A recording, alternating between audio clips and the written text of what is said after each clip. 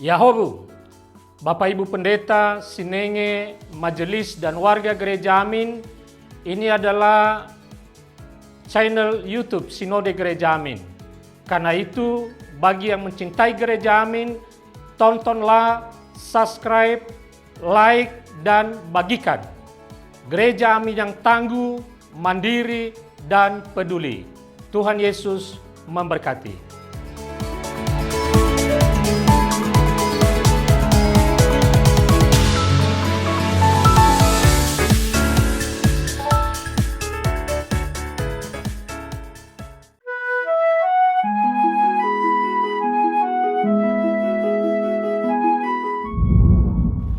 Sahabat YKB yang diberkati oleh Tuhan, satu sukacita bagi saya karena saat ini kita kembali berjumpa dalam program siar YKB, Wasiat Kekal.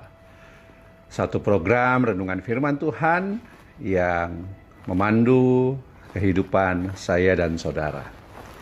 Saya Pendeta Ronaldo Gogo Simatupang, tenaga utusan Gereja GKI yang saat ini melayani di Jemaat Gereja Pok Immanuel, Kota Bontang, Kalimantan Timur, sebagai tenaga utusan gerejawi. Sahabat YKB, renungan kita hari ini, Kamis 26 Desember 2024, mengusung tema menolak kebenaran. Sebelumnya saya mengucapkan Selamat Natal dan teruslah membagikan sukacita Natal di dalam kehidupan kita.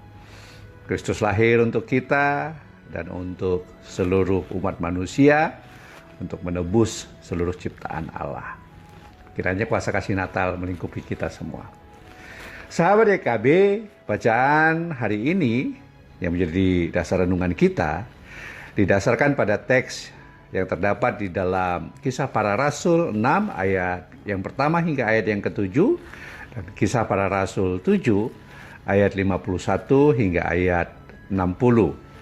Dan teks yang akan menjadi pusat renungan kita adalah Kisah Para Rasul 7 ayat 54. Sahabat YKB, sebelum kita bersama membaca dan merenungkan firman Tuhan, mari terlebih dahulu kita bersatu hati, kita berdoa, memohon penyertaan dan pimpinan Roh Kudus Tuhan, agar saya dan saudara diperlengkapi dan dilayakkan untuk menerima firman Allah dan dimampukan untuk menjadi saksi Kristus dan pelaku firman.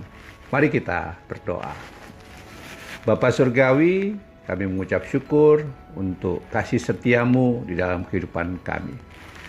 Saat ini kami akan kembali menerima, membaca, dan merenungkan firman Tuhan. Kiranya Roh Kudus Tuhan menolong kami, mengajar kami, menuntun kami untuk memahami rancangan dan kehendak Tuhan melalui firman yang kami baca. Sehingga kehidupan kami dapat senantiasa diperlengkapi, kami diteguhkan di dalam iman, dan kami dimampukan terus menjadi saksi Kristus dan pelaku firman Tuhan. Sehingga seluruh dunia dan segenap ciptaan-Mu menerima pernyataan kasih-Mu melalui kesaksian hidup kami yang seturut dengan firman-Mu. Di dalam nama Tuhan Yesus kami berdoa. Amin.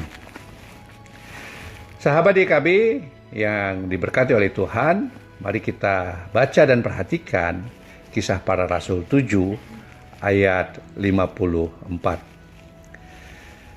Ketika anggota-anggota Mahkamah Agama itu mendengar semuanya itu, hati mereka sangat tertusuk. Mereka menyambutnya dengan gertak gigi. Sahabat YKB, kebenaran itu bersifat faktual karena bukan sekedar persepsi, pendapat, ataupun pikiran seseorang. Namun, hakikat kebenaran lebih daripada faktual. Karena kebenaran itu haruslah membebaskan. Misalnya seperti yang dinyatakan di dalam Yohanes 8 ayat 32. Akan tetapi ironisnya manusia cenderung menolak kebenaran. Karena Ada orang-orang yang egois ingin tetap terbelenggu oleh pemikirannya sendiri. Artinya pembenaran dirinya sendiri. Para anggota Sanhedrin dalam konteks yang kita baca seharusnya mendedikasikan dirinya pada kebenaran yang dari Allah. Namun pada kenyataannya mereka lebih dikuasai oleh perasaan benci, tidak suka, sehingga menyalibkan Yesus. Dan saat Stefanus menyampaikan teguran kepada mereka bagaimana mereka semestinya bertindak seperti nenek moyang Israel yang aniaya para nabi, hati mereka tertusuk.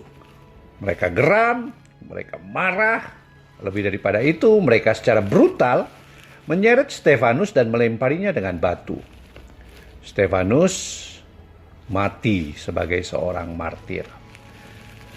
Martir yang mempertahankan kebenaran saat kebenaran dinyatakan kepada hati yang terbuka, tetapi orang-orang yang mendengar kesaksian Stefanus menolaknya. Padahal Stefanus akan membebaskan dan membarui mereka jika mereka membuka diri untuk menyadari apa yang Stefanus katakan.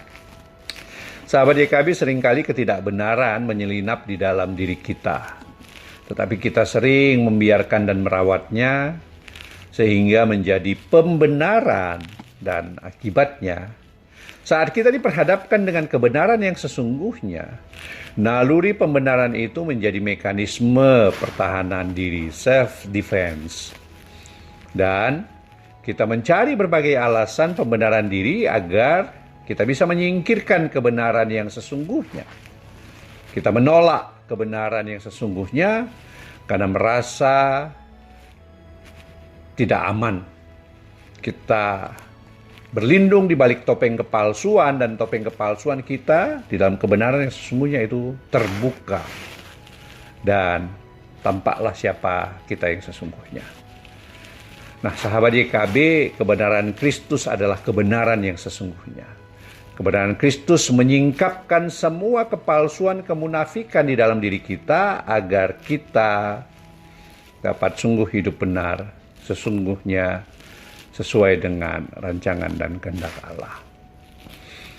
Kiranya apa yang dinyatakan oleh Stefanus, kebenaran ilahi, kebenaran Allah, kesaksian sekalipun harus menjadi martir, dapat menjadi perenungan yang berharga bagi kita. Dan saya dan saudara hidup di dalam kebenaran Allah yang sesungguhnya, seturut dengan kebenaran Kristus, dalam teladan, di dalam kasih-Nya, dalam pengorbanannya, dan dalam kesediaannya mewujudkan rancangan dan kehendak Allah. Mari kita berdoa. Melalui firman-Mu, kami boleh belajar untuk dapat menemukan kebenaran yang sesungguhnya di dalam kehidupan kami. Di dalam iman dan pengharapan kami, seturut dengan teladan, kasih, dan pengorbanan Kristus, kiranya kami menemukan kebenaran yang sesungguhnya melalui kuasa dan kasih Kristus yang kami percaya dan kami alami. Dan kami pun dimampukan untuk meneruskannya dalam kehidupan kami bagi sesama. Roh Kudus, tolonglah kami untuk menemukan kebenaran yang sejati, sehingga kehidupan kami ini senantiasa bersaksi dan memuliakan Allah. Dan semakin banyak ciptaan Allah yang menerima keselamatan di dalam kuasa dan kasih Kristus. Dalam nama Tuhan Yesus kami berdoa. Amin. Sahabat YKB yang dikasihi oleh Tuhan, kiranya renungan kita hari ini menjadi berkat bagi saya dan saudara. Dan jika saudara diberkati, jangan lupa untuk subscribe, like, dan juga bagikan link wasiat YKB ini bagi sebanyak mungkin jalinan sahabat dan saudara yang kita miliki, agar semakin banyak orang percaya yang menerima firman Tuhan, diberkati di dalam kuasa kasih Tuhan, dan menjadi saluran berkat bagi sesama. Tuhan beserta kita. Tuhan Yesus memberkati kita. Salam.